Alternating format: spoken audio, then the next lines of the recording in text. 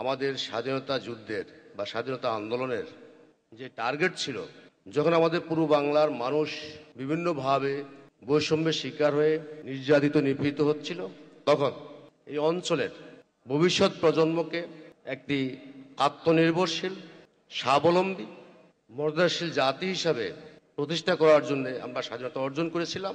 তখন যারা আমাদের স্বাধীনতা আন্দোলনের অগ্রনায়ক ছিলেন, স্বপ্ন ছিল যে একটি স্বাধীন সার্বভৌম দেশ এবং আত্মনির্ভরশীল, স্বাবলম্বী, শোষণমুক্ত সোনার বাংলা গড়ে তোলা।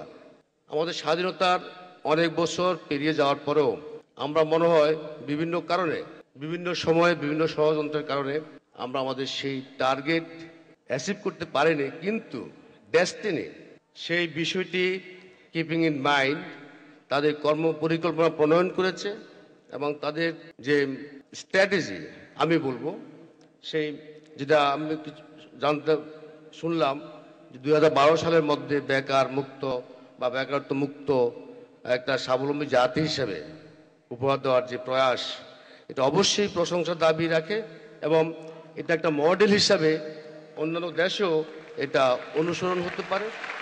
সেজন্য আমি আজকে আই এম হাইলি ইমপ্রেসড আপনাদের এই সমস্ত কার্যক্রম দেখে।